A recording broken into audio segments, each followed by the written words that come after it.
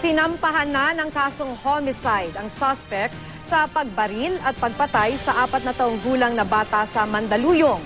Humihingi naman ng patawad ang suspect at iginiit na aksidente lang ang nangyari. Mula sa Mandaluyong, nakatutok live si Chino Gaston. Chino?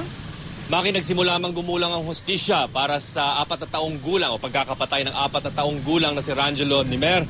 Kakaibang sakit pa rin ang hinaharap ng kanyang pamilya sa pagpasok ng bagong taon. Kasong homicide ang isinampa laban kay Emmanuel Hanabon, ang suspect sa pagkakapatay sa 4 na taong gulang na si Rangelo Nimer sa Mandaluyong City. Nahuli kahapon si Hanabon na nagtatago sa loob ng kanyang bahay sa Barangay Addition Hills, Mandaluyong City.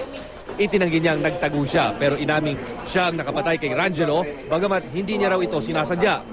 May kaaway raw siya noong gabing iyon kaya bitbit ang sumpak na nakaaksidente sa biktima.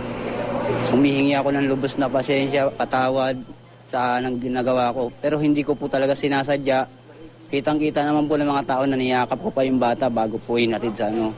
Maliwanag na Mandaluyong PNP, hindi maaaring murder ang isang palaban kay Hanabon dahil aksidente umano ang nangyari at walang motibo para patayin ang paslit. Pinag-aaralan pa kung sasampan din ito ng reklamong illegal possession of firearms. Bawal yung pag-possess niya ng sumpak. Bakit saan niya gagawin, saan niya gagamitin yun? Kundi para manakit at pumatay. Nagkataon nga lang yung bata ang naging biktima. Lumuwag man ang bahagya ang pakiramdam ng ama ng biktima sa pagkahuli kay Hanabon, hindi nito naibisan ang sakit ng pagkawala ng anak. Medyo magana rin sa loob ko pero napakabigat pa rin alaala ng anak ko.